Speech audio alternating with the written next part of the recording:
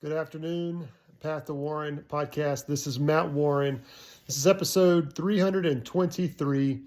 Today is January 12th, 2022, and I am in downtown Atlanta, Georgia, doing some business development and marketing.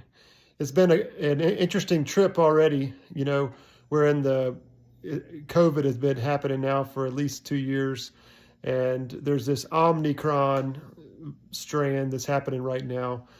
So let's just say the clients are not exactly excited to have people in their office from out of state. But the message that I wanted to share today is about persistence, and the persistence, particularly in business development and marketing, and how to not give up. So what I did to prepare for this trip is I've come to realize that phone calls and leaving voicemails just doesn't cut it right now. And once you call and leave a voicemail, it really ties your hands to be able to then follow up with an email, because it's like, dude, you called me and now you're emailing me. I mean, come on. So what I like to suggest is, and what I did was I like to start with the email first. And I emailed over 300 people out of our database of 1,200 people in downtown Atlanta who are attorneys and insurance adjusters. I narrowed it down to 300 or 400 that had email addresses and that also have the need for the services that I'm trying to push right now. So we're trying to push right now our construction defect team. So we have an electrical engineer, we have a mechanical engineer, and we have a structural engineer. All three work together on cases that are something like a big condo complex where there's water coming in through the windows, or there's electrical issues, or there's HVAC or plumbing issues. All of those could be called construction defects. So right now I'm trying to push that. And what I did was I sent an email out today, over the last 3 days. I sent an email individually to those 300 plus people and invited them to meet. And in the body of the email, I've got a snip that's got a little picture of our three guys, and under that is the services that they offer. So even if this customer doesn't reply, the chances are that they're going to see the services that we have to offer. And also, even if they don't reply, or even if they reply back and say, no, I don't want to meet, or I can't meet, or I'm working from home, it's just not a good time, our office is closed, blah, da, da, da, da, da, blah, blah, blah, blah, blah, blah. Whatever the excuse is that they don't want to meet, which is normal. It's very rare you get somebody that actually wants to meet. So, and that's just a part of sales and business development. But the point is, just by the nature of the email, they see the product, and all, which are our services, our three guys. Also, I attached 3 articles in PDF format, and I talk about those articles first. It's like I'm offering them hot off the press these articles so that they can use these articles to better their business. And each of the 3 people wrote a blog, basically, that we published on our website, and then we turned it into a newsletter. We sent out our monthly newsletter, and then I asked our graphic designer, marketing coordinator, Carolyn, to lay them out in PDF format, and I like to send those out in PDF format to the clients as a leave behind or as a value add. So you're creating value with this leave behind piece of material that you can leave with them that adds value. So I'm sending them these 3 PDFs in an email, so they see the PDFs of value and they get an invitation to meet with me.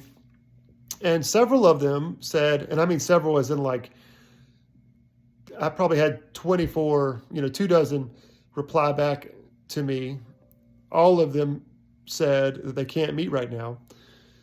But of the ones that did not respond, those were the ones today that, since I got to Atlanta around 1 o'clock, I spent some time looking at my spreadsheet of people, narrowed it down. There's a great tool called easymapmaker.com, and you can use like 250, I think it is, addresses. I got the name, the company name, the address, the email address, and the type of work they do. I copied all of that and pasted it into this easymapmaker.com, and I was able to spit out a map. It's like a depth finder. It's like a fish, it tells me where all the fish are laying.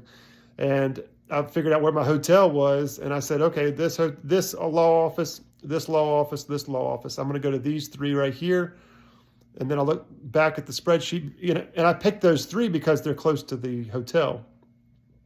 Then I went to the spreadsheet and said, okay, these are the ones that I sent the email to, and I starred those. And then I looked on their website and I said, okay, he looks like somebody that would be nice and looks like somebody that's a people person. I'm going to star him and check him. I'm going to go by and see him. And then, so the point is, I narrowed it down, and then I narrowed it down, and then I narrowed it down. But the guy that I showed up to 6 people today. I went by 3 law offices, and there were 2 people apiece that I had selected based on how they look, based on how their profiles are on their websites, based on their color photo, based on their smile, based on if they look like they do the same kind of work we do. They're highly qualified, very honed in prospects. And then at the office prior to coming down here, I had made up these booklets, these little booklets that have probably 10 different blogs in them from everybody on the team. And it's got a little black book of our experts. And I put my business card in there. And as I went to the receptionist of each of the places, I said, I'm just here to drop off this for Bob and Pete. She said, oh, okay, yeah, great. Bob's left for the day, and Pete is tied up, but he's going to be, so I'm getting all this intel from the receptionist. And then I gave them both all the people that I dropped off material so that I know that it doesn't just end up in the trash can. I dropped off these 2 tape measures. We've invested in these $8, 15-foot little tape measures with our logos on them that they can keep in their computer bag or keep in the glove compartment of their car. It's a great item of value, as we say, and it's got our logo on it. So not only am I just leaving them material, but I'm leaving them an item of value that's a neat little, some people call them swag, it's got our logo on it. But that's persistence. And it works. It works. We opened 17 cases last week. That's the most cases we've ever opened in the history of the 25-year company. So it's a great day to work in business development and marketing, even though we're in a pandemic and even though nobody wants to meet with me. It's okay. I don't take it personal because, quite frankly, I don't really want to go meet with everybody else. But I'm getting the message across.